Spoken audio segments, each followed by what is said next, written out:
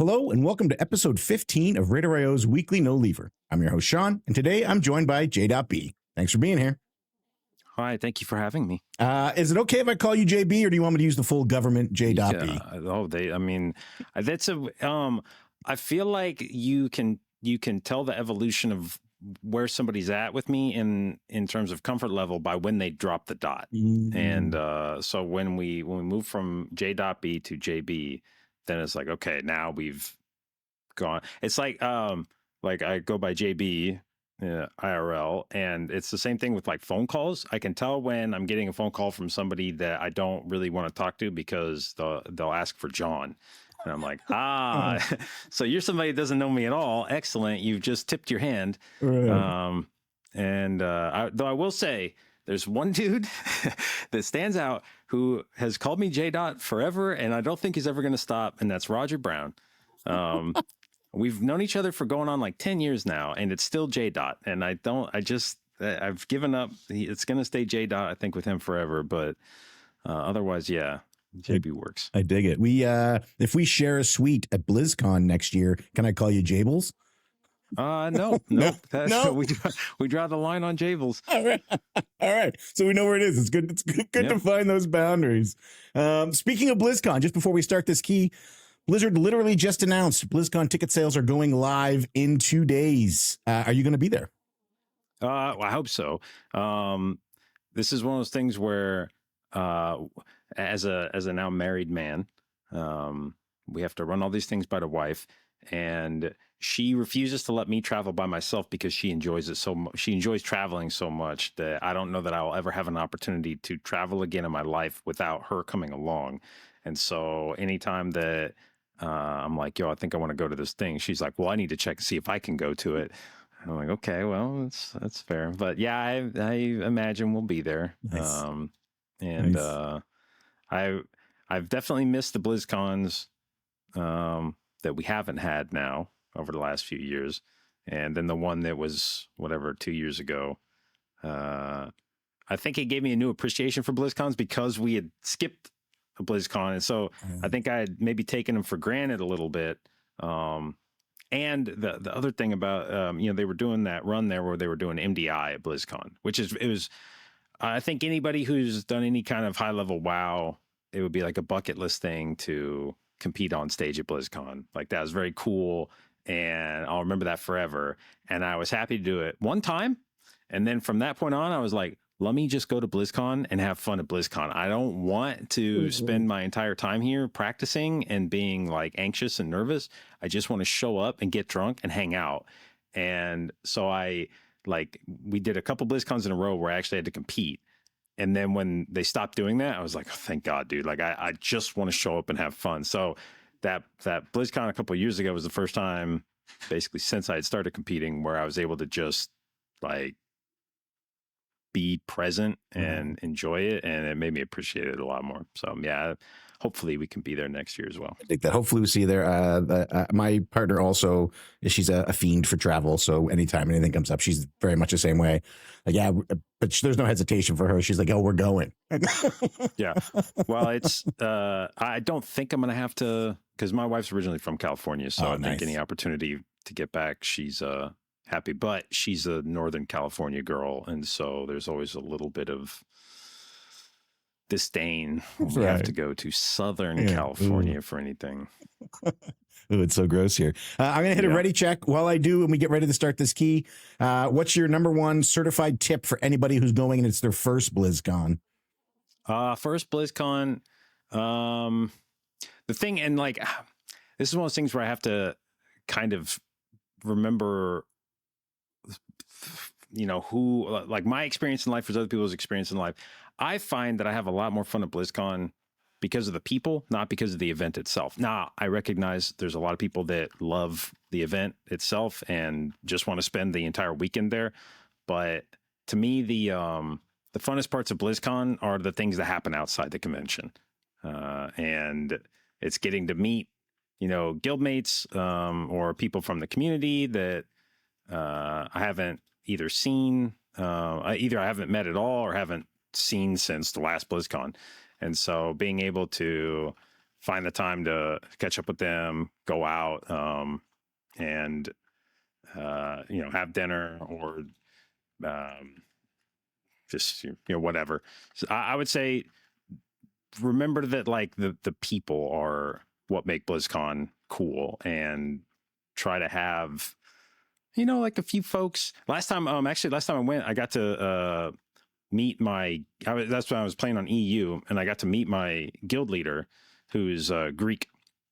And I think he said it was his first time coming to the US to go to BlizzCon. And so we got to meet up, and like, that was really cool. Like, that's the kind of thing where, I don't think would have ever had an opportunity to run into each other any other way, but he came out to BlizzCon. And so it was, a chance to hang out with him for a bit. And that was really fun. I like that. Let's get into it. How does your journey in Warcraft start? How does a North American boy end up playing on EU servers?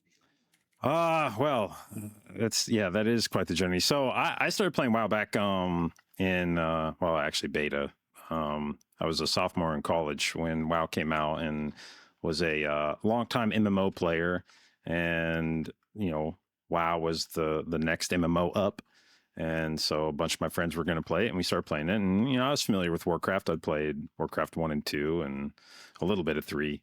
But it wasn't necessarily a thing that I was like super jazzed that it was Warcraft. It was like, yes, I like MMOs, I'm going to play this. And so we played it a bit, and I have fun throughout Classic, but I ended up quitting like during summer vacation and didn't come back till Burning Crusade. And then when I came back in Burning Crusade, that's when I picked up healing.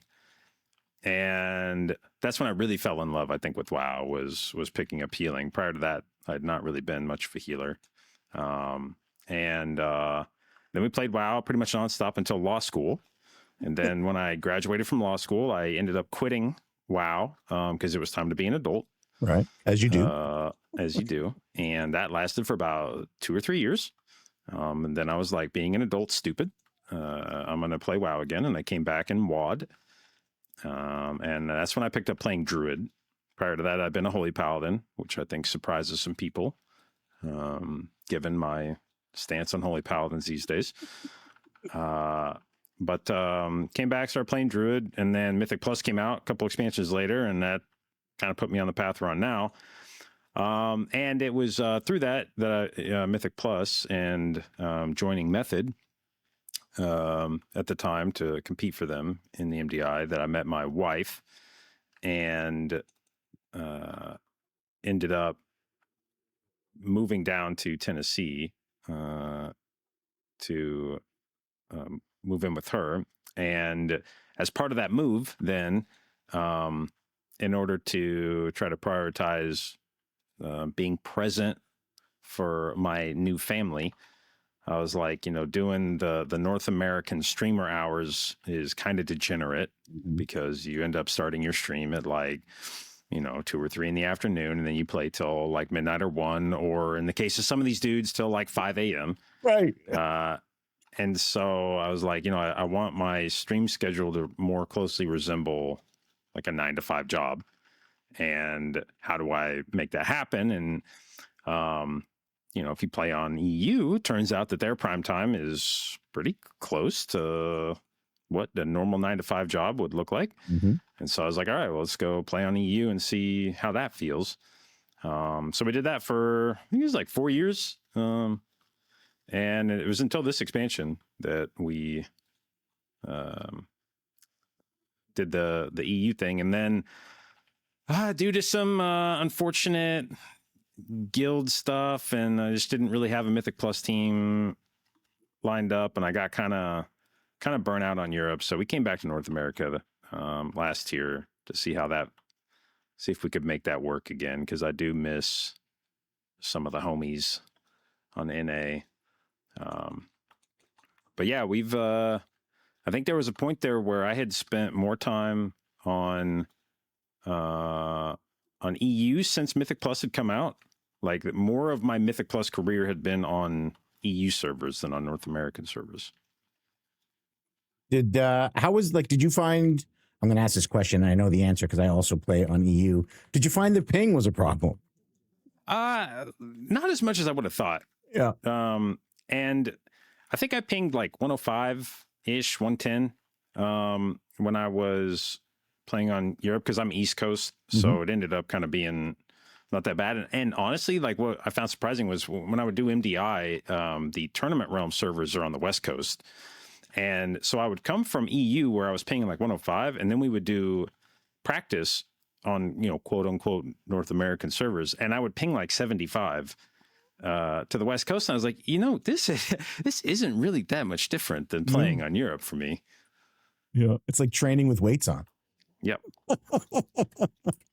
Yeah, I love it. Yeah, the ping, I think the ping, I'm a big cross-region proponent. I would love to have cross-region gameplay. I keep hoping that Blizzard's going to sneak it in as an announcement for midnight, but I know that's the biggest complaint or the biggest concern folks have is the ping.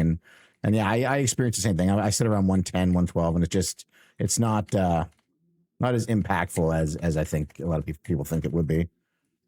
Yeah, unless you're like interrupting stuff. Yeah.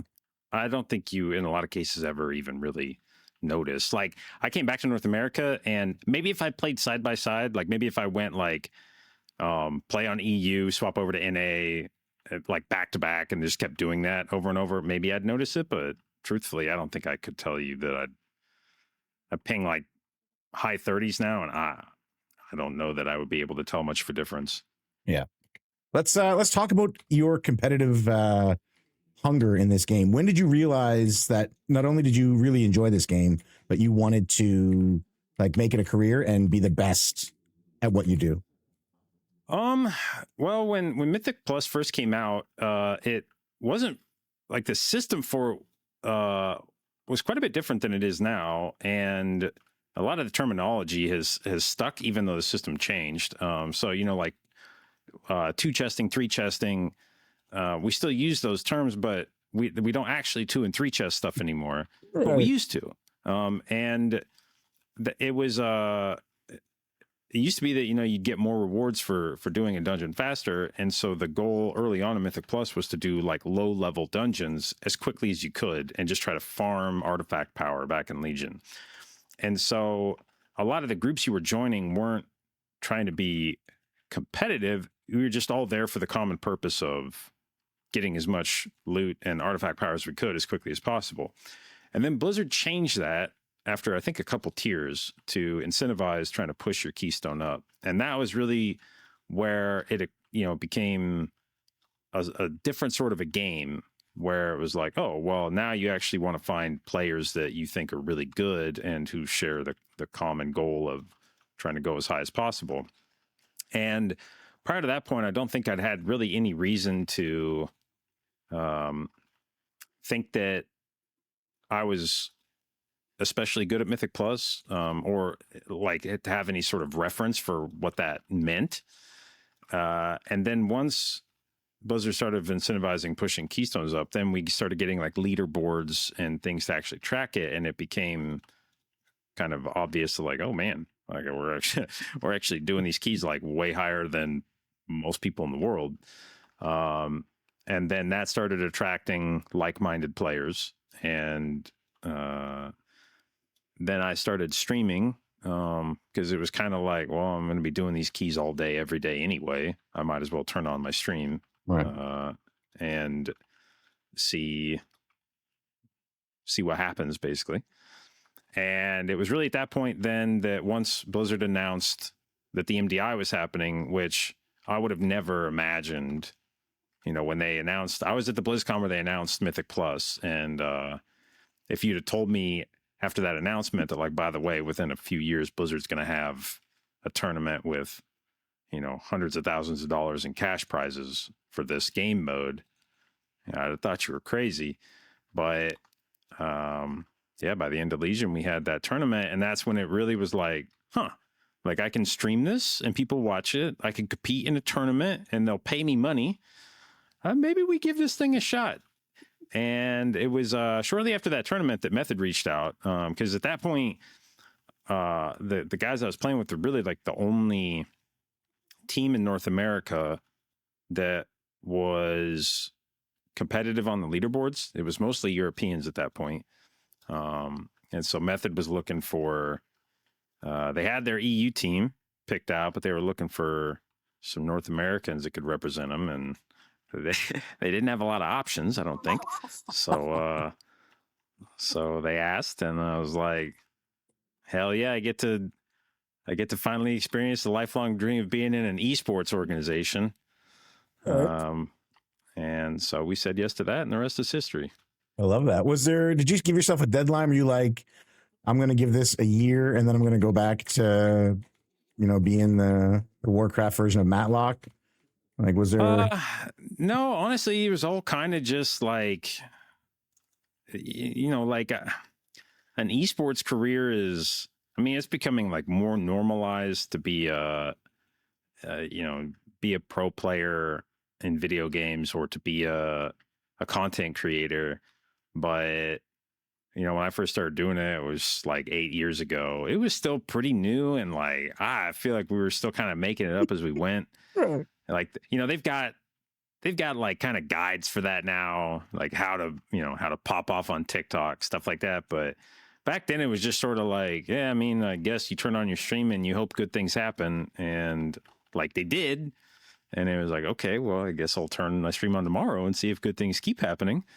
And they did. And so we just kind of ended up where we ended up. I love it. There's an old Dave Chappelle skit where the punchline is go out there and be somebody. And that's essentially what you did. I love it. Well, we're really glad you did. So you're an esports champion. You get into the MDI. The MDI, like, there's for a lot of people, like, your name was synonymous with the MDI. Like, it was coming up and you were there, but you stepped back. You retired a little while ago from competing. And I seem to remember a tweet that said, I'm still down, but it's got to be serious. Like, I want a team that is actually going to attempt to beat, at the time, Echo, now Holy Method. Yeah, I mean, I have never formally retired. It's one of those things that's like, I wouldn't say that I have put that part of my life to bed yet. And if there was an opportunity, I do still think I would be interested in making it work. But realistically, it is a huge time commitment to do that kind of practice if you take it seriously. So maybe I'm just not being truthful with myself. I don't know, in terms of whether or not I'm done, but I still have that like desire. And it's not a matter of feeling like that part of my life is done. Like, I would definitely still be interested in doing it. It's just obviously once you have a wife and kids and like other people that you need to be present for, it becomes really hard to justify doing practice for 12 hours a day for a month at a time. But yeah, I would say the desire is still there.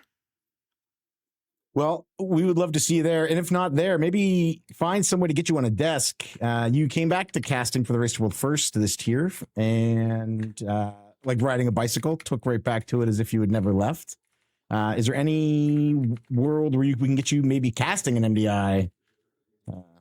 Well, the thing about casting an MDI is I don't know if there is a safer job in the world than being an MDI caster. I think they have more or less had the same like 5 people doing the casting for the MDI, and they're all great at it, by the way. But I think that core of like Dratnos, Tettles, Naguura, Zyronic has been doing the casting from DI for what, like 6 years now or something. I mean, It's just been basically since they got that's the start. They've more or less had the exact same crew, and Blizzard hasn't seemed especially interested in shaking that up or doing anything different. So there was definitely a time after I was done competing where I was like, yeah, it'd be cool to be on the desk, but I think I've kind of given up on that desire, because that feels like one of those things where unless one of their current casters just decides to hang it up, right? I don't think I don't think anybody else is getting brought on anytime soon. No, that's a good point. That is the most secured. Like, there's 3 guarantees in life: death, taxes, and you're getting Dratnos on that MDI desk. Yep. I love it. I love it. Okay, let's talk a little bit about MDI format. So when you were most competitive, it was the speed running, which a lot of people loved. And then they recently they introduced TGP, and then recently made the change to say, like, hey, it's just going to be all TGP now. Where does your heart lie, and how do you feel about that format change? I liked TGP's format in terms of having all the teams playing at the same time and not being head to head. That was always a gripe I had with the MDI, was I felt like that was a really weird format for dungeon running, that you would just have 2 teams going head to head, and then you only got like 1 shot at the dungeon. So I much preferred TGP's style of, you get basically whatever 5 hours to go in and make it happen. And I feel like you get a much more consistent idea of what each team has to offer, rather than the fluky one-off nature of head-to-head.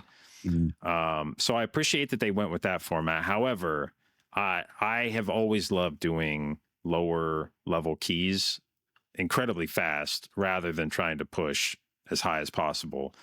And so the original format of MDI, of, you know, taking a key that's probably, I don't know, like 4 or 5 levels lower than whatever you're doing as the highest key on live, and then just trying to do the most, you know, enormous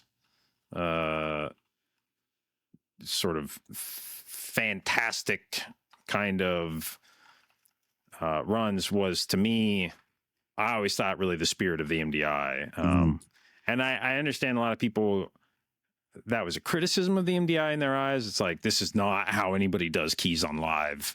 You know, this is, I have no frame of reference for what I'm looking at right now, and I don't like it because it doesn't resemble anything I've ever done in Mythic Plus. And I can sort of appreciate that, but it was way more fun for me to try to come up with these insane pulls and then figure out how to make them work. And so I am sad that part of the MDI has been killed off.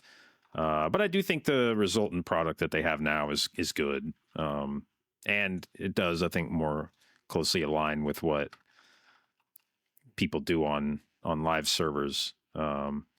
You know, minus that goofy part about giving them avoidance on every piece of gear.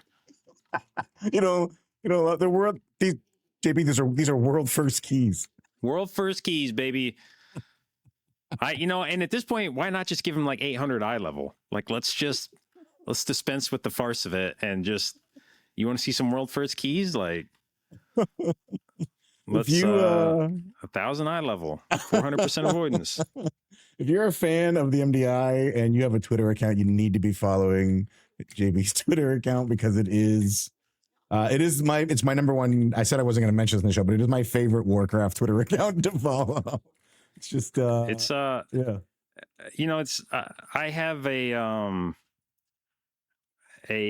sort of love-hate relationship with WoW on Twitter. I think, as anybody that follows me is probably aware.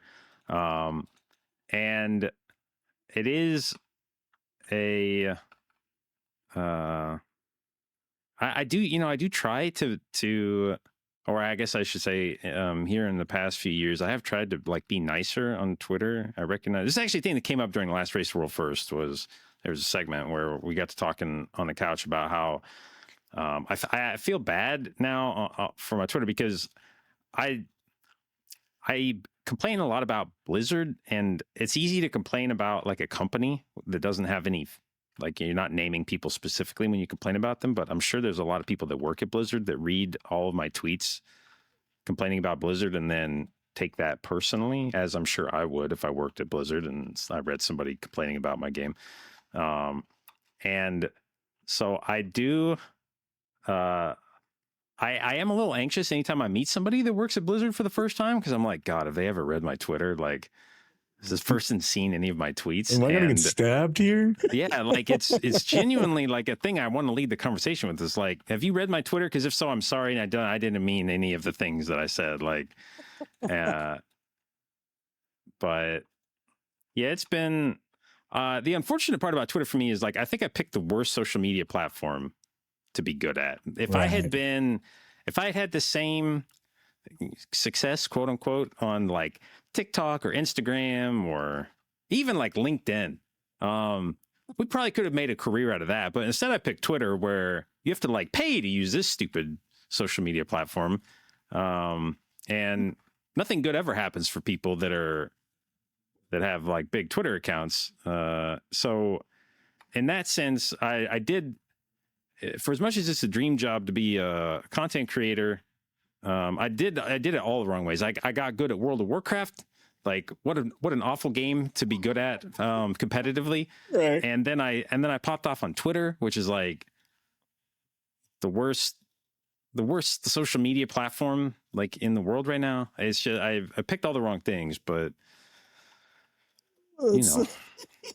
That's so funny. You're just like everything backwards. Our priest has asked for my trinket, so I'm going to give it to him. We blasted the doors off this Priory, JB. If you have a few more minutes, I'd love to keep talking to you. Yeah, sure. Perfect. Speaking of doing well, so we put this group together. It ran the key pretty good. A lot of us have known each other for a while. But what is that secret sauce? You know, as somebody who's competed at the highest levels, what is that what is it that separates those 0.1% teams from the 1% teams?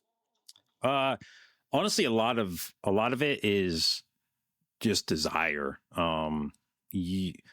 I have said if I'm looking to make a Mythic Plus team for like MDI, and you could give me a choice between somebody who is like the 99th percentile of playing their particular spec, or somebody who's like 90th percentile of playing their particular spec, but who wants to play the game all day, every day. I'm going to take the guy that wants to play the game all day, every day, because there is so much that can be gained from like kind of just showing up, just being interested in WoW and thinking about the game all the time. And you want somebody who just like eats, sleeps, and breathes WoW when you're doing these high keys. And that's what a lot of the leaderboard reflects, that each season is there are people that in any given season can be up among the highest teams, and you'll see them there some seasons and then not in others. And a lot of times it's just a reflection of like how much they care about the game at that point in time. And the people I want on my team are the guys that are like watching other people's streams nonstop and be like, yo, I saw this route on Kira's stream, I think we should try it. Or they're constantly looking at other people's gearing decisions, like what trinkets they're wearing, or looking at logs, things like that. And to me, there's no better indicator of who's going to be a contributing member to a team than somebody who's just like talking about keys all the time. Because that level of passion, this like to me, one of the goats of the Mythic Plus scene is Yoda, because that dude just like never turns it off. And I mean literally his stream, but also just his he's live right now. Like, yeah, his passion for WoW is unmatched. And when I was on a team with him, when we played together on Method and A, it just every day that we'd show up to practice, he would have like something. He would be like, yeah, I thought about this last night. You know, we were practicing like 12 hours a day, and he would still be like, yeah, so after practice finished, I was still thinking more about WoW. And I was like, bro, like what?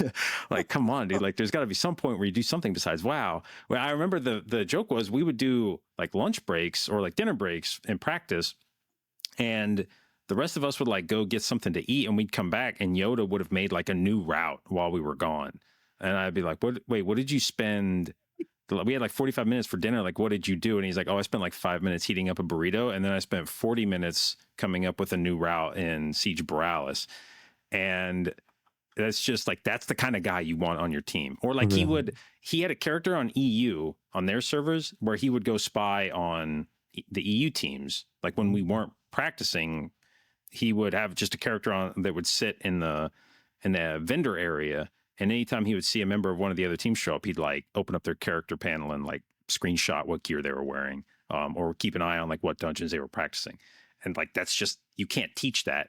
You just need somebody to have that desire, and it's hard to find people that are like that, but you got to find a few guys like that for your team. Yeah, that's next level to be like undercover spying on crafts and stuff. Like, oh my! Well, everybody does it now. That was innovative at the time. Right.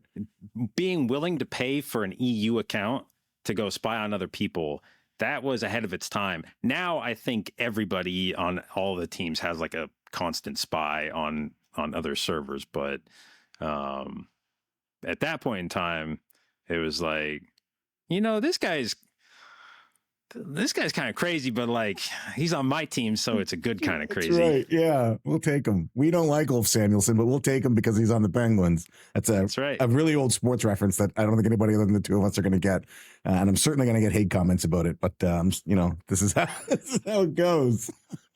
How many with Mythic Plus? Like at the point now where it's getting like so homogenized at the very top. It's like the roots are very close. How many true innovators do you think there are, like coming up with new things? Quite a few still, but it is those teams I feel like that have the time, right? And that's really like a lot of times, like my team. And first off, let me pause before I go any further and just say I hate the excuse people use where they say like, I would be better at this game if I spent more time, blah, blah, blah. Like that they use time as an excuse for not being good, because that in life, that is so much of what makes anybody good at anything is that you put the time into it. And if you don't, then you're not as good at it at the end. Yeah. And nobody cares if you're good at it, if like you would be good at it if you spent more time. It's like, cool, then spend more time and stop making excuses. So let me just say, this is not an excuse for not being at the top of the leaderboard, but my team doesn't play as much, and so we aren't at the top of the leaderboard because we don't prioritize it as much as these top teams do. And then you've got the teams like, you know, I mentioned Kira. His team is full of grinders, dudes that just want to play the game all the time. And a lot of times a team like mine, where we play like maybe 2 or 3 hours a day most days, we wait for the MDI to happen because we know that whatever Kira's team has spent the last like month cooking up in practice is going to be better than anything we've come up with on our own. And so for I think a lot of teams, the season doesn't really like start, quote unquote, until the MDIs happen, because then you see these routes that every team has built. And then you can start looking at them and be like, all right, what is a team that's been in here for a month nonstop? What have they come up with? And then you can see some stuff and you'll go like, oh yeah, that's way better than anything we were doing. And then you can yoink those routes. And then you can start pushing the key, knowing that like, it's unlikely that the route's going to get much better than this. Right. Maybe at globals, somebody will have like a little new innovation or whatever. But for the most part, once you see the first MDI routes, and then we've had turbo boost and all that stuff, and it's like, all right, now we've got our BIS gear, we've seen, you know, the sick routes, we can copy all this stuff, and we'll see how high we can push. But you do have those teams, and they are probably like the MDI teams for the most part, because if you care enough to be an innovator, you might as well go innovate, to try to win $100,000 or whatever. Right. But also the more and more now, and this is the thing that wasn't as nearly the case when I was competing, is the Chinese have become much more present in the scene. Not that they weren't there previously, but just part of it is the rise of social media or platforms where you can see each other's videos. And so being able to see Chinese streamers and what routes they're doing, the inclusion of the Chinese teams on RaiderIO was a big part of it. It was really easy to just ignore them before their keys ended up on RaiderIO and like pretend that wasn't somebody you were competing with. But now that their keys get put on the leaderboard. It's like, dude, why are the top 10 keys all from Chinese teams? Maybe we should see what they're doing in their routes. So there are a lot of teams from China that, and for whatever reason, the Chinese teams don't seem to care nearly as much about competing in WoW esports. I was going to bring that up. Yeah. Yeah. So I think where a lot of our teams that are the most innovative end up in the MDI, and they go into the lab when the season starts, and we see what they come up with once tournament play starts. For the Chinese teams, I don't think there's that delay. They're just like, yeah, like we play for the season. We're not here for like the MDI, so we're just going to start putting our best stuff out on tape immediately, and you'll start seeing the cool stuff they're coming up with in real time. They don't like hold it back for the tournament. They're just, every day they're like, oh, we came up with something new, we're going to do it. And then you see, a new team took the top key, and you're like, wait, what was that team doing? And you go look, and it's like, oh, it's, they've got a video on Douyu, and let's go see what they, oh, wow, they pulled dogs on the boss in priority. That's crazy. Let's do that too. Yeah. You're opening up Warcraft vlogs, and it's that NBA meme. Get ready to learn Chinese, buddy. That's right. It is exactly what it is. Yeah, I love it. I love that competitiveness. I love seeing the MDI like that. How has the removal of affixes made it more enjoyable for you, or has it sort of stagnated it? Where did you fall on that?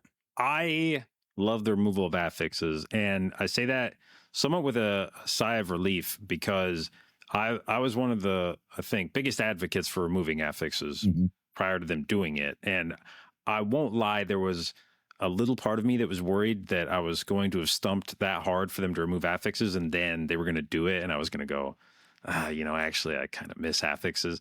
But I can confidently say now, anybody that. Yeah, exactly. I take that to my grave. But I will say, after having now experienced several seasons of no affixes, I love it. I don't miss them even a little bit. And this was actually a conversation I was having with my wife just yesterday, where the team I play with, we play, like I said, like probably at most 3 or 4 hours a day now.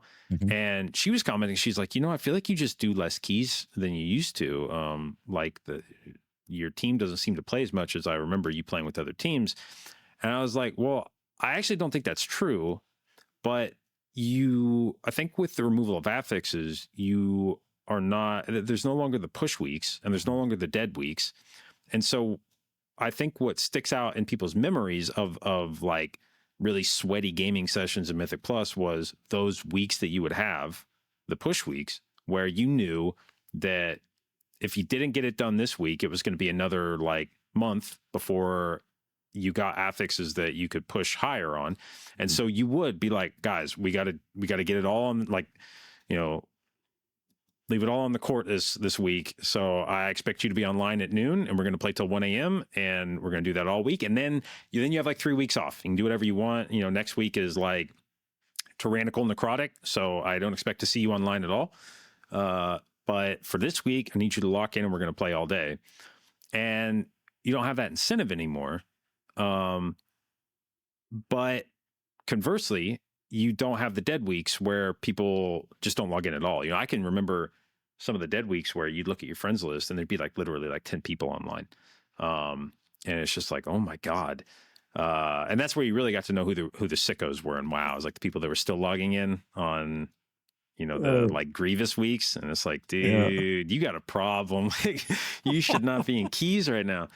But now that we don't have those weeks, now that there's not push weeks and dead weeks, there's really not a reason to play like 12 hours a day, because you'll hit the wall eventually. Like Blizzard has done, they've seemed to experiment sort of with like bottlenecking your gear.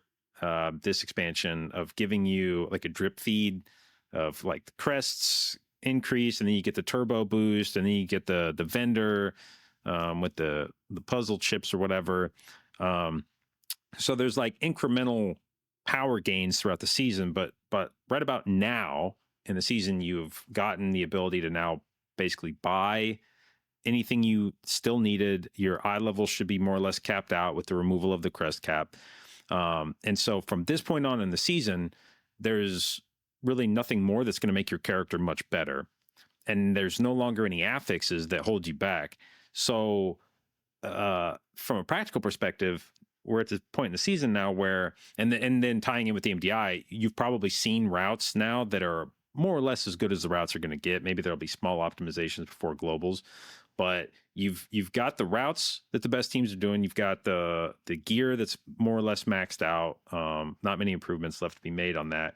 And so it's like, if you can't time a key within a couple weeks from now, like, what are we doing? You know, like, right. You're never timing that key. It's what's going to change between now and the end of the season where we're magically going to do this key.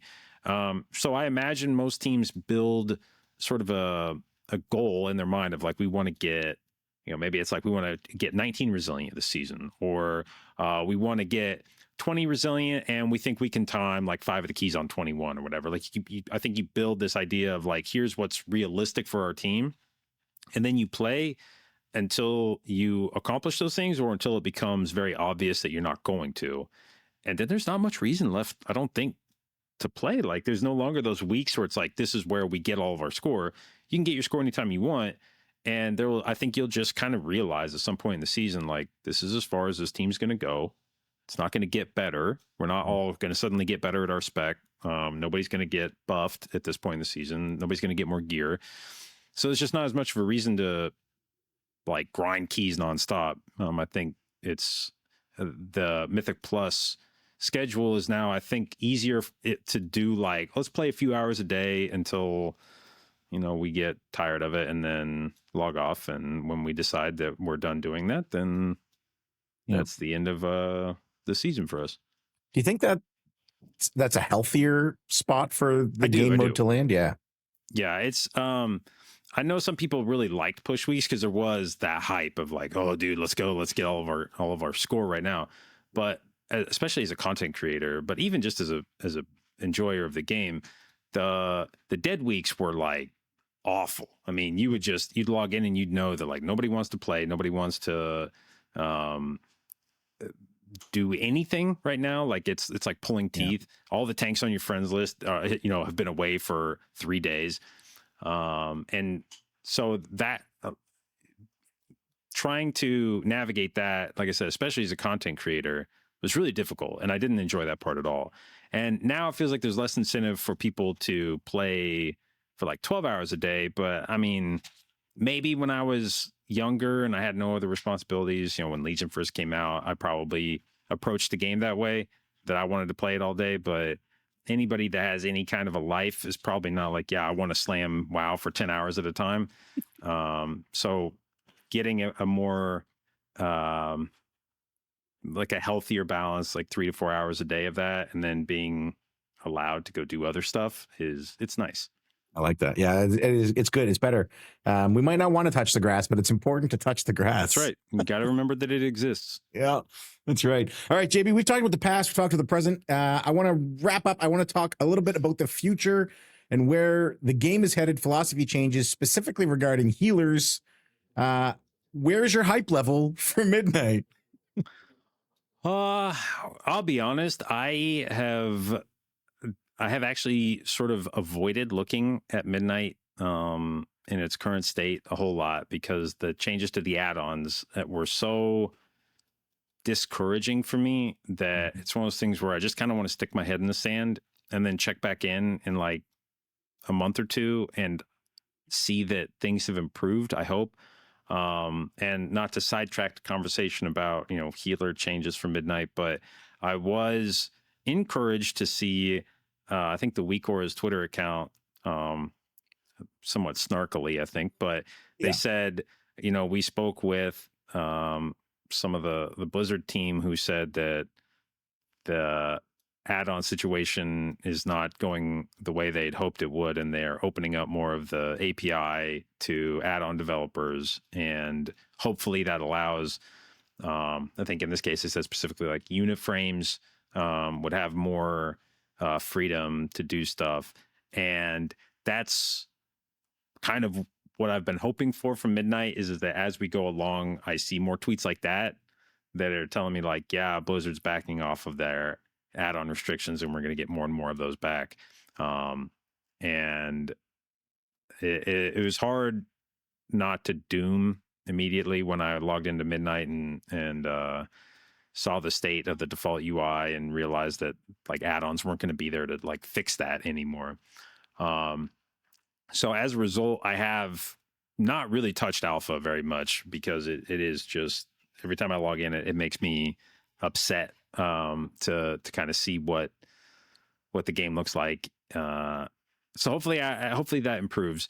I do think otherwise a lot of the, I don't know if this is like healing specific necessarily, but I am I think higher on some of the class changes than some of my compatriots. I don't mind classes being dumbed down a bit. I do think that there was probably too much complexity with a lot of the specs where, especially if you're somebody who's trying to play multiple characters each season, keeping all of the little nuances. And, if you're just playing one character, it can be, I think, a lot of fun to deep dive into some of that stuff and really figure out how to min-max your spec. But if you're trying to stay abreast of 3, 4, 5 characters and you're trying to keep all these little idiosyncrasies and not feel like you're missing out on it, it did get very overwhelming. And so if the specs become simpler, I don't think that's a bad thing. I actually don't mind that part of it at all. And I think that hopefully from especially like a multi-classer, I think that's a change that I'm probably happy to see. And hopefully they can use that. That was another problem, I think, coming out of Dragonflight. They gave us these big talent trees, and this is the example I gave talking about where we're at right now in the development cycle, where in Dragonflight, we got these huge new talent trees, and I likened it to like bodybuilding. You go through the bulking and the cutting with bodybuilding, where you have to put on a bunch of mass, and then you have to try to, like, once you've achieved all that muscle, you've also gained a lot of fat along with it. And then the next part is like trying to figure out, like, how do I lose as much fat as possible but retain the muscle? And so with the change in Dragonflight, we did the bulking. We got all these talent trees, a ton of new stuff for each class and each spec, but a lot of that stuff was borderline unnecessary. They had to put it in there. Everybody needed this huge new talent tree, and you had to put something in there. But I think even Blizzard would have admitted candidly that a lot of that stuff was filler. It was unnecessary. You just had to put something in there. And now that we've had a couple expansions to get a feel for like what worked, I think every spec or most specs have had some rework level pass where they've gone through and changed the talent tree around. And now that we've gotten to that point, I think Blizzard can probably, with a few years of knowledge, can go through and go like, all right, this is the stuff we definitely don't need anymore. Let's try to do the cutting phase now, where we get rid of all this extra crap that isn't doing anybody any good, and keep the stuff that's working and is actually fun. And so I'm excited about that change. I think that'll be good. Hopefully the add-on situation also resolves itself. Yep. Nobody's ever gonna believe I know anything about bodybuilding, but I'm stealing that quote. That's a good analogy. They're gonna ask me where I got it. They'll be like, "This obviously is not yours. Where did you get this?" It just came to me. I was in the shower, and yeah, that's what I'll do. But I do have some good news for you. There was a closed room meeting between Ian and Funky from Bigwigs and Adam from DBM last night, and out of that came a lot of positive information, and the stuff that like in regards to specifically opening up unit frames so that we can get some of the functionality back that we're losing with our healing unit frames, and in filtering of buffs and debuffs, which is something I've been like pounding the table for. Please let me filter these. So I'm hoping as it progresses, we get back to that spot where it's not so foreign that we can still feel comfortable playing the game with the information we have. And then the other stuff that we're losing, like countdown timers next to nameplates for trash mobs for next abilities. Blizzard unequivocally said that's not, we don't want that. But we want to make it so that you can have more time to react to casts, less casters impacts. We want to make it the natural gameplay that you can tell from running the dungeon. But they said that's so. Even though it's something that I like and I wish we had, them just coming out, that for me, the hardest part of this whole process has been the ambiguity Yeah. You know, it's I like would agree. we're losing some stuff, but we're not really going to tell you what we're going to lose, but we're going to lose some stuff. And then everybody's sort of guessing and trying to find their levels. So them coming flat out and saying, this is not coming back.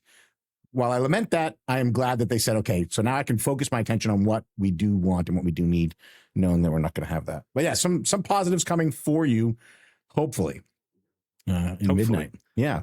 JB, I want to end on a good note, on a happy note. So I'm going to ask, what is your fondest in this journey, this long tale in Azeroth? What's your fondest memory? Let's see. World of Warcraft, fondest memory. Well, I mean, it kind of stretches maybe a World of Warcraft a bit to say winning MDI in Sydney. I don't know if I would feel like that one may not especially count because that was WoW Esports, which feels kind of adjacent to WoW. If I try to limit it strictly to like things that have happened in the game itself, fondest memory. You know, when I completed Valinir on my Holy Paladin, that was pretty cool. Nice. Yeah. That was definitely getting a legendary back when they were like a guild kind of effort. Like you had to put it together over multiple weeks and like only one person in the guild had it. And my guild chose me to get it. That was very cool. And stands out. I remember the first time I got Gladiator back in Burning Crusade. That was very cool as well. That was, you know, as I've gone along in WoW specifically, you know, WoW is an interesting game for me because growing up, I knew that I was like relatively good at video games compared to like my buddies and stuff. But prior to being online and having like leaderboards and stuff, you never really get a sense of your skill level except for the people around you. And WoW was the first game where I think I became aware of the fact that like, you know, I'm actually like really good at some of this stuff. And so WoW is sort of an awakening moment for me where with access to, you know, potentially like hundreds of thousands or millions of other data points for other players, you realize like, oh my God, I'm like, you know, way up there relatively. And early on in WoW, I still hadn't necessarily realized some of that stuff. And I remember getting Gladiator for the first time was still like a very cool thing for me because it's like, bro, getting Gladiator is like hard. Like that's, you know, there's not very many guys that do that. And I remember being like really proud of that, like getting Gladiator. And ultimately that we got a rank 1 title in season 8. And that was because you knew that meant you were like the best team in your region. That was also very cool. And yeah, I've had some moments like that in Mythic Plus, but that was by the time Mythic Plus came out, I had been playing WoW, and I think some of that geeked out feeling had probably diminished over time. But yeah, I remember like especially with PvP back in like Burning Crusade, getting Gladiator was very special. Is there an alternate universe where JB is a PvP champion, an arena champion? There is, yeah. That was before Mythic Plus came out. PvP was that for me. Like I think anybody that's followed me knows that raiding has always been kind of a means to an end for me. And over the last 10 years, that's been Mythic Plus. You know, I got a raid to get gear for Mythic Plus, but for the first 10 years of WoW, that was PvP for me in a lot of cases. I like to do arena, and there was a lot of gear I wanted for arena that you would get from raid, and so I was like, all right, well, I guess if I have to go raid to get gear for PvP, I'll do that. But yeah, I mean, it was early on. I had dreams of competing in WoW esports, and that was part of what was so cool about MDI for me was, you know, I had a lot of those daydreams about WoW esports with PvP. And I think by that point in my WoW career, when Mythic Plus came out, I was obviously at the point where I was like, wow, I mean, that's not going to happen. I'm not ever going to do that in PvP. And then when they came out with the tournament for Mythic Plus, it was like, wait a second, like, hold on, I'm actually kind of good at this stuff. Like, let's let's maybe reawaken some of those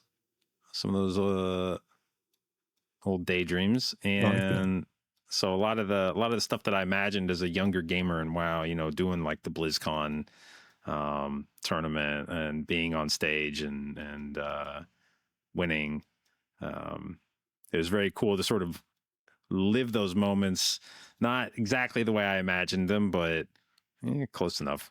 Yeah, you feel a little bit like a rock star, like it was all designed for you. It was, yeah. Yeah, I like that. Sir, what does the future hold for you? That's a good question. I mean, if you'd asked me 6 months ago, I would have said, well, I'm probably going to keep playing WoW forever, because there's no reason for me to ever change that answer. And that's partly why Midnight was such a concerning development for me. Was there's not a lot of things Blizzard could have done to the WoW formula that would have, you know, I've never been one of the content creators like threatened to like take my ball and go home when there was something I didn't like in WoW. I mean, I know at the end of the day, I'm going to play this game every day. I'm going to log in and play WoW. I may, you know, there may be times I bitch about it, but like every day I'm going to log in and play WoW, and trying to pretend like I wasn't going to do that wasn't going to do me any good because people would see right through that. So that's never been a thing I've threatened of like, well, if they do this, I'm leaving. I'm going to go play Final Fantasy or something. It's like, nah, you'll catch my stupid ass playing WoW every day anyway. But the add-on change is the first time that I was like, man, like if they don't stick the landing on this, like this is the first time that there's ever been one of these like existential changes to WoW that I could actually see myself being like, bro, this just isn't the game I like anymore. You know, do I still enjoy playing it? Maybe, but like there was a chance if they screwed around with add-ons enough that I would just log in and go like, the magic's gone. Like I'm always going to compare this to what it was like 2 or 3 years ago, and it's going to make me mad every time I do it. And so like that was the first time I think that I'd ever really had to face like WoW's mortality.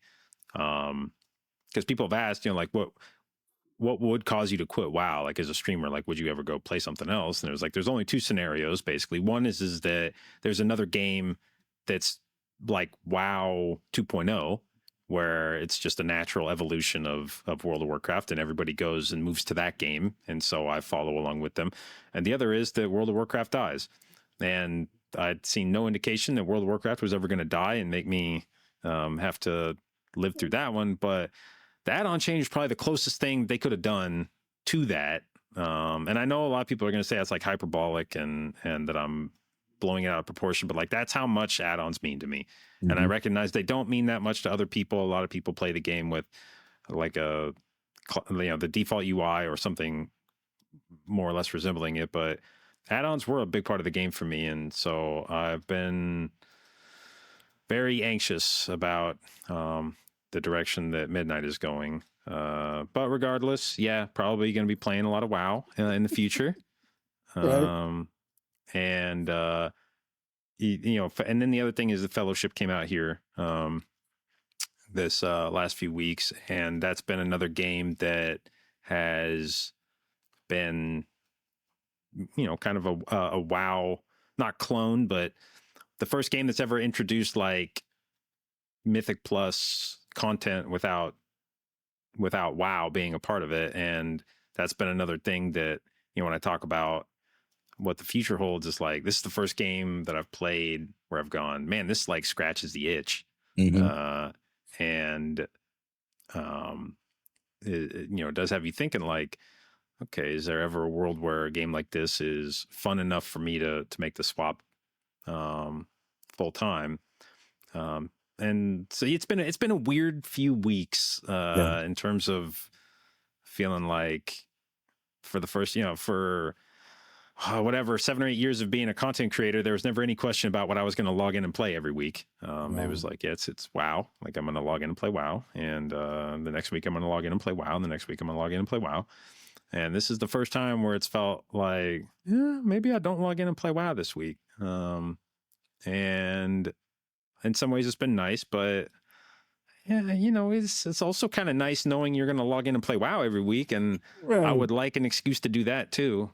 So yeah, I'm very very on edge about Midnight. I hope I hope that it turns into a fantastic expansion, and all of this looks silly, a year from now. Yeah. The concerns were overblown. But yeah, it's an interesting time, a crossroads of sorts for WoW gamers, I think. A good friend of mine has a saying he's fond of reminding me of, and it's "Don't worry, it's going to be fine." Yeah. Yeah. But there's a lot of mirror images there in your journey. Like, you had this dream of being an MDI or an esports competitor, or WoW esports competitor, and then the MDI comes up and it's like, this is the most JB coded esport event you can have, and you dominate at it. And now you're at this, Midnight's coming up, all these changes. You're sort of having these feelings about the game that you've never had before, and then the most JB coded video game in the history of video games gets released. Yeah, I mean, I think the Fellowship guys know what they're doing in regards to like the marketing for that, and I think they know their audience, and I think a lot of their audience is going to be people that do Mythic Plus, and for one reason or another are looking for a way to do Mythic Plus without the rest of it. And so they have certainly come along at an opportune time, I think, where there are a lot of guys that are focused on Mythic Plus. I think the Mythic Plus community, in some ways, maybe even more than the raiding community, is going to be impacted by the add-on changes. I know that you see some of the most outrageous weak auras show up in raid, but Mythic Plus has really only ever existed in the era of add-ons. Like, raiding predates add-ons by such a long time that there's a lot of people who grew up raiding, never really used them, have slowly acquired them as they've become normalized, but they can remember a time when you didn't really raid with add-ons. For Mythic Plusers, that is from day one. It was weak auras and unit frames and everything, the whole boat. And there's never been a time where you did keys without just a slew of add-ons. And trying to imagine a post add-on world in Mythic Plus is very difficult. So I do think that community in particular, when you start talking about all the things that you're going to lose with add-on functionality, that might be the community that's most like, well, I mean, if you're taking all this away, like, should I start looking elsewhere for things to do? Is this going to be the same game mode that I remember when all this stuff is gone? And like I said, hopefully it is, but for the first time, I think in the history of Mythic Plus, there's a reason for me to think like maybe it isn't. Yeah. I gotta have maybe I need a backup plan here. Yep. Yeah. Anyway, that's I was gonna end on a happy note. That wasn't happy at all. But well, I mean, it's I would like to be optimistic. There's been a lot of changes in WoW that at the time, I remember being like, oh, this is terrible. And then 2 years later, I don't even really remember that thing anymore. And hopefully this is one of those things. But there's a reason I've been just agitating on Twitter constantly about this one, and it feels like kind of a different one. And maybe the name Midnight, I do feel like that is maybe like it's like as a thematic, first take on the expansion, like naming it Midnight and then being like, by the way, we're gonna kill a bunch of the add-ons, is like, that feels kind of Midnight-esque. Like, it's maybe a little too on the nose here, guys. They did that on purpose. Yeah. I love it. JB, thank you so much for taking the time to talk to me today. I had an absolute blast. And we got a 12 done. And we got a weekly key checked off. I can go back to, I live on the alpha, so I can go back to the alpha. Yeah. Well, like I said, I'm sure I'll be there. Like, at some point, I will decide that it is time to go check out alpha content, and hopefully when I show up, there's a bunch of add-ons working, and I go, hey, this is like way better than I expected, and we're going to be just fine this expansion. Yeah. If you need a list, when you decide to dip in, shoot me a DM on Discord. I have a list of add-ons that are functioning, trying to cobble my UI back together. So I'll hook you up. Perfect. For any listeners who don't know, can you tell them where they can find you? Let's see. We are JdotB on Twitch. We are JdotB on Twitter. We are JdotB.tv, I think, on TikTok, which my wife has made me make one of. And I think those are the relevant ones, really. Mostly just the Twitch and Twitter guys. So JdotB, basically, you type that in, you'll find it. I love it. Did you do a 6'7" meme on No. TikTok? Is that something? No. I feel like our collective age is being over 80. That is one. I had, I have several stepkids, and they never really brought the 6'7" stuff back into the house. I wasn't familiar with that one from them, and usually that's where if I feel like there's going to be something with virality to it, it's if I hear my kids saying it, and it's like, well, if it's reached kids at this level, then it's probably ubiquitous. I don't know that I ever heard them say 6'7", so I was like, all right, I don't feel the need to necessarily engage with this particular trend. Yeah. But my wife has made me do a few things that she's like, no, it would be like, you have to do this one for the algorithm. And it's like, yeah, all right, sure. I know what I'm doing after the show. Yeah. I'm popping over to the old JB TikTok. That's right. And listeners, I want to thank you for spending your time with us. If you want to race against us in this Priory Plus 12, the link to our Mythic Plus replay will be in the description of this podcast, whether you're watching it on YouTube or listening to it wherever you find podcasts. And we will see you in the next episode. But remember, in a world where you can be anything, be kind.